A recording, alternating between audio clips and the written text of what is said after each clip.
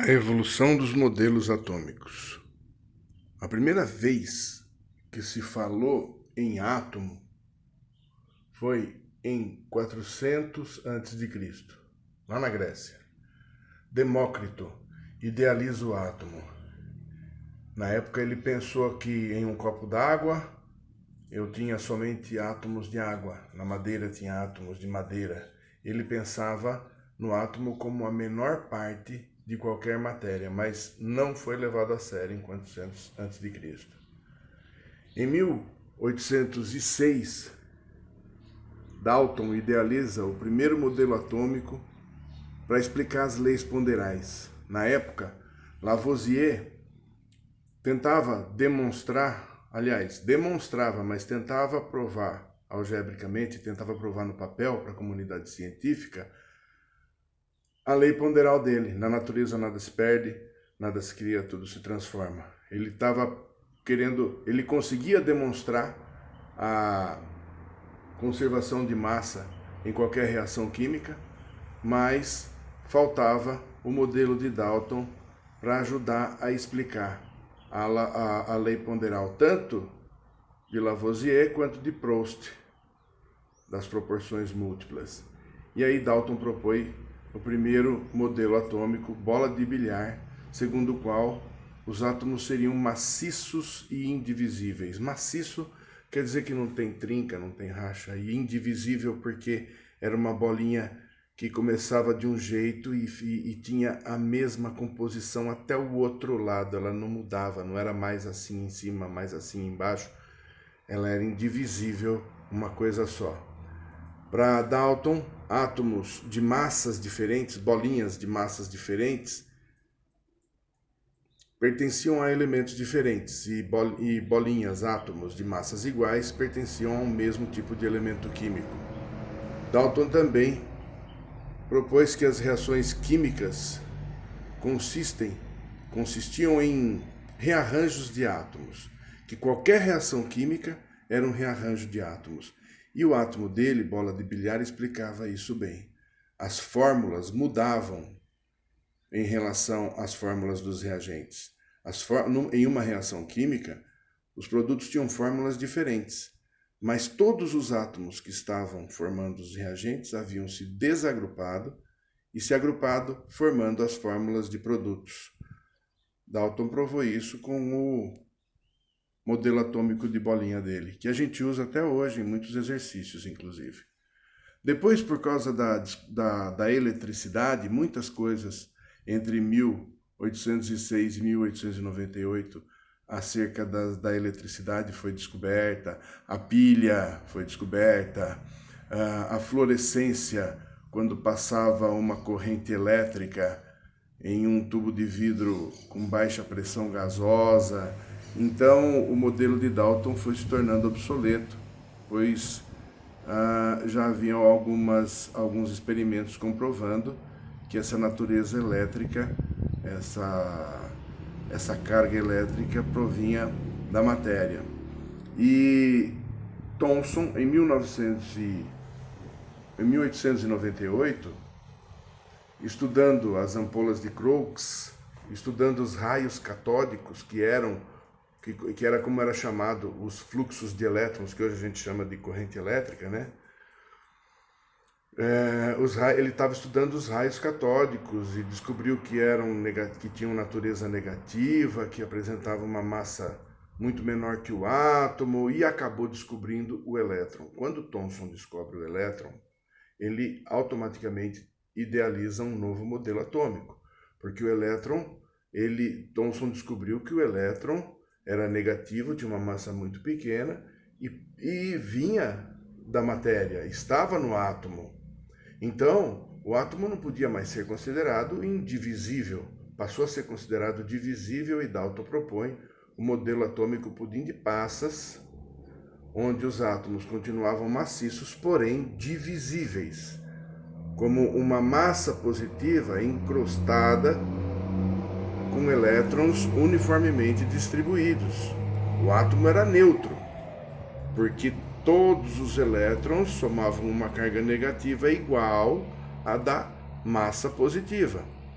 Então, Dalton imagina que se o átomo é neutro e se o átomo tem elétron, ele tem que ter uma massa positiva com a mesma intensidade. E ele propõe o modelo pudim de passas em 1898. De 1898 até 1911, aconteceram muitas descobertas acerca da radioatividade. Rutherford, inclusive, foi um dos cientistas que descobriu a constituição da radioatividade. Descobriu que nos elementos radioativos emitiam partículas alfa, beta e gama. Então, e essas partículas saíam dos átomos. Aí ou seja, elas eram menores que o átomo. A partícula alfa, a partícula beta e a partícula gama.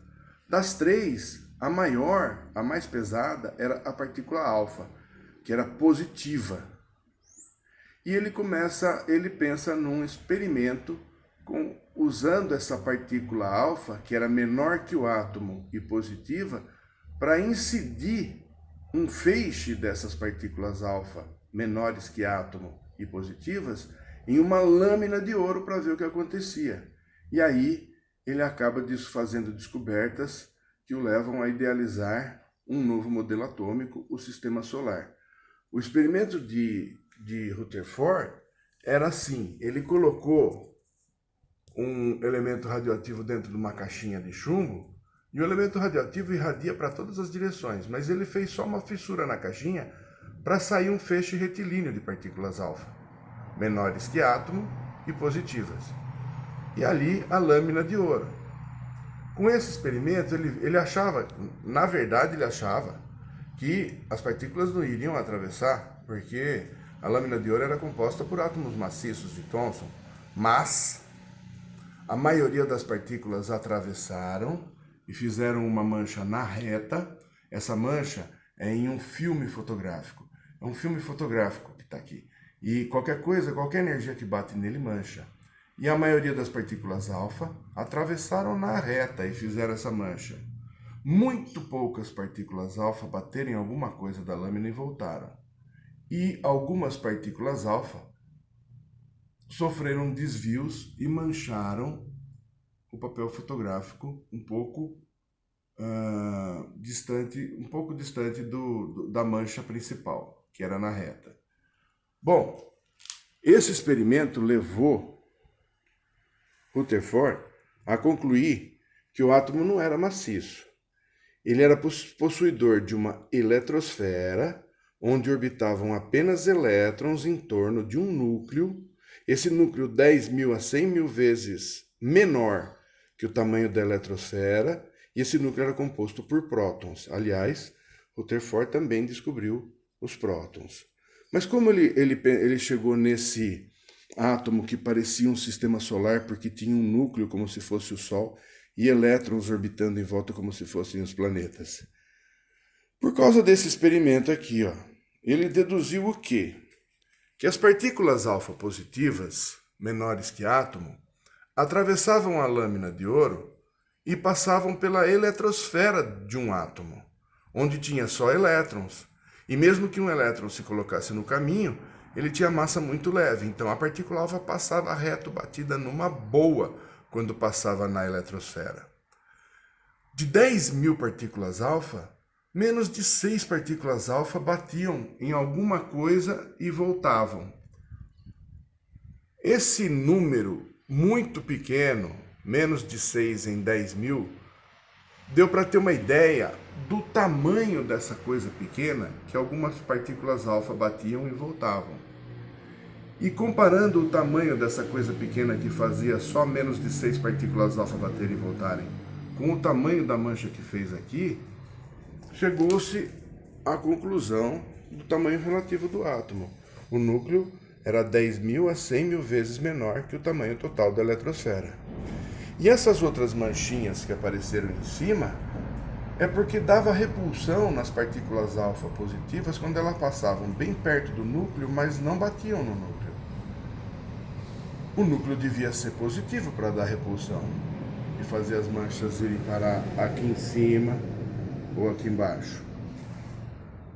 Foi esse experimento que fez Rutherford concluir que o átomo era composto por um núcleo e uma eletrosfera. O núcleo era positivo, composto por prótons, e na eletrosfera ficavam os elétrons com carga negativa.